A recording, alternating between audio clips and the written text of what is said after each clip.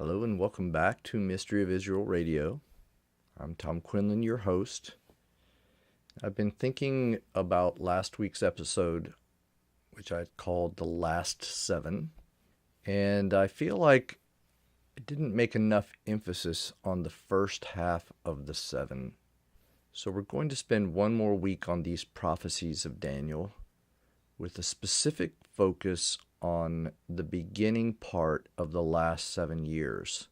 So I've got two passages from Daniel that we'll look at again. So hopefully some of this repetition will pay off as we meditate on these things in the future, as these things are coming upon us.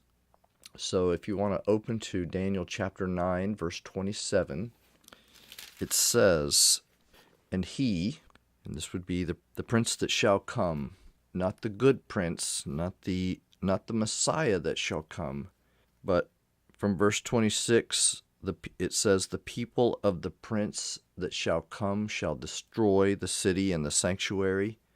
I believe in verse 27, that is the he that it's referring to. The prince that shall come. "And he shall confirm the covenant."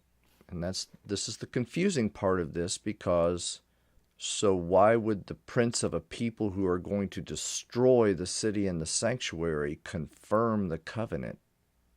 But this is what many of us would call the false peace. This world has a peace that is superficial, that is actually a lie. It's not the peace, it's not the enduring peace. So let's just read it. It says, "And he shall confirm the covenant." What covenant are we talking about? Well, I believe that this is the Holy Covenant. He is acknowledging that Israel has a right to this land and to this city and to this sanctuary. If you've been following current events at all, you will know that all the neighbors that surround Israel do not like Israel and openly talk about Israel's destruction. They also have no interest in allowing Israel enough access to what we call the Temple Mount to resume what the Bible commands the Jews to do regarding temple and sacrifice.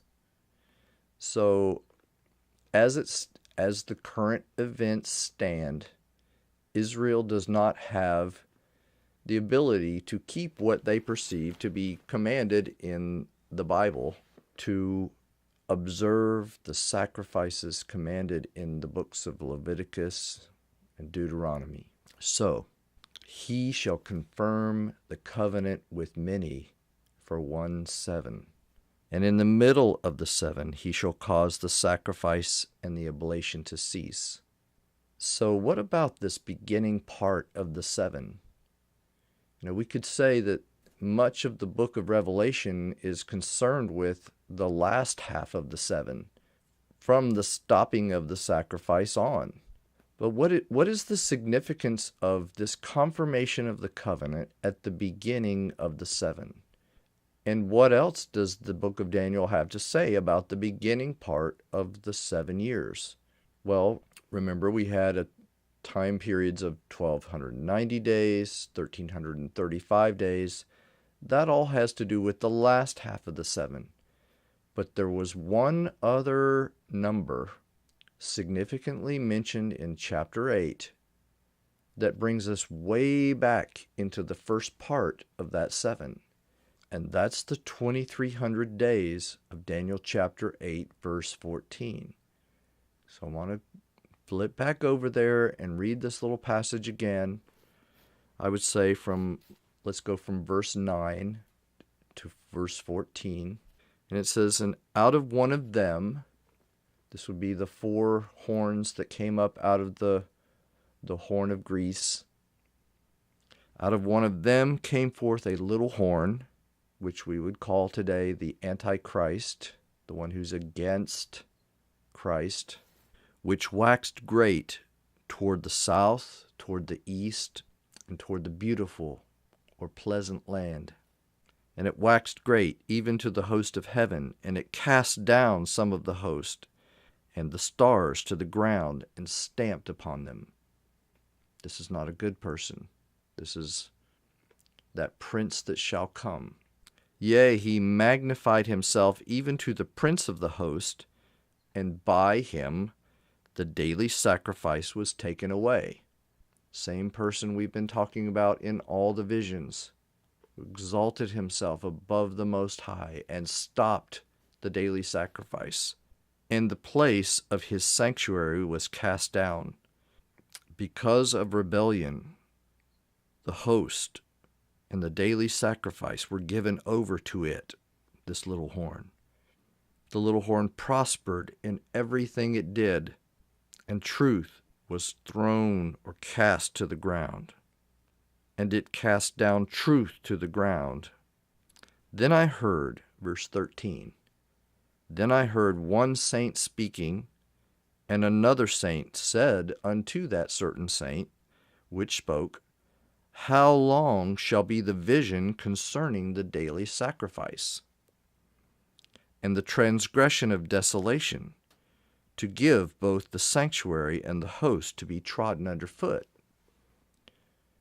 And so if you've been reading some of these other visions, you would probably say, well, that would be 1,290 days from the stopping of the sacrifice.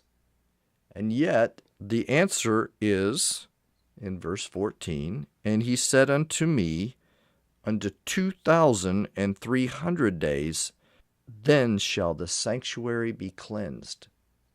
So what is this about? 2,300 days, as we mentioned last week, is about 6 1/3 years. Well, if we reckon this from the stopping of the sacrifice, this is way beyond what all the other testimony of Scripture would say is the ending of this time of trouble. So what is going on here? So let's go back to this confirmation of the covenant. He shall confirm the covenant with many for 1/7.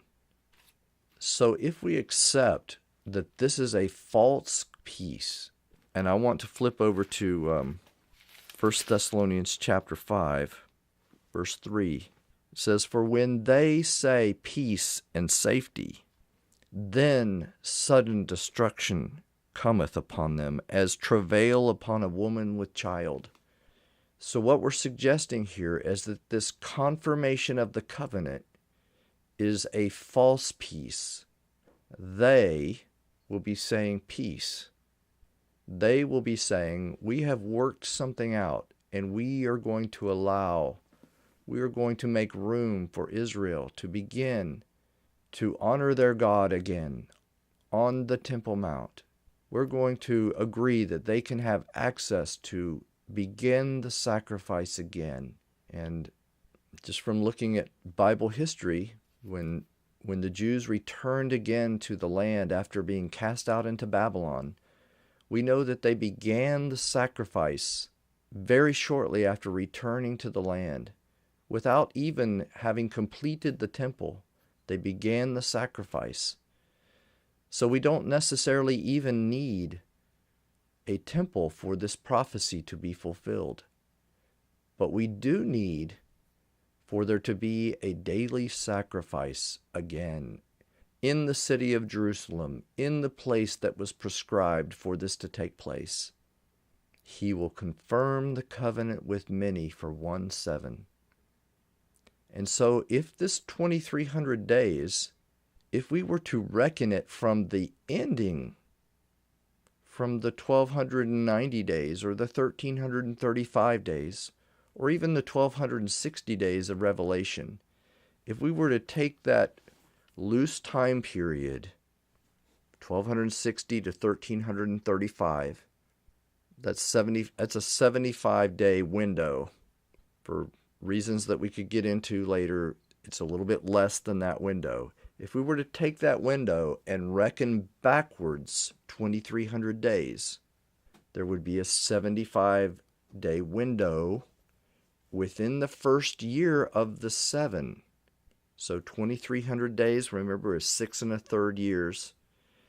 Somewhere in the first year, after this confirmation of the covenant, after this peace, when they say peace and safety, sometime during the beginning of this peaceful, quote unquote, this peaceful time, the daily sacrifice will begin again. And so as watchmen, as people who are watching and waiting for the Lord of glory to return to this earth, to rule and reign, as watchmen, as those who are watching and waiting, these two things together, the confirmation of the covenant and the beginning of the sacrifice, these things should move the people of God, those who are born again by the Spirit into His kingdom now. And again, these things are to move the people of God into a final travail, to know that we are locked in to the final 7. If we were to use the analogy of a woman in travail, which, as we've seen, the Scripture uses many times to refer to this period. When a woman goes into travail to have a child, she knows that she's not coming out of that travail until the child is born. So as we begin, as the people of God, to see the prophetic fulfillment of these things taking place, this is more than the beginning of birth pangs. This will be working true travail into God's people, God's church, the called ones, the set-apart ones, those who are believers in Him, those who are not fooled by the false peace. When they say peace, then sudden destruction cometh upon them as travail upon a woman with child, and they shall not escape. But you, brethren, are not in darkness, that day should overtake you as a thief. As I mentioned last week, Psalm 110 says, your people will be willing in the day of your power. God is using these things, these prophetic events that He has declared from the beginning, to bring His people into the place of groaning intercession for the fulfillment of these things, no matter what it costs, knowing that what lies ahead of us is the time of trouble like no other. This coming time, though troublesome, is to be for us a time of special union with the Lord. So don't be afraid to think on these things. This is a precious time to the Lord. This is a long-awaited time of union with us that the Lord has been looking for, that the Lord has been waiting for since the beginning.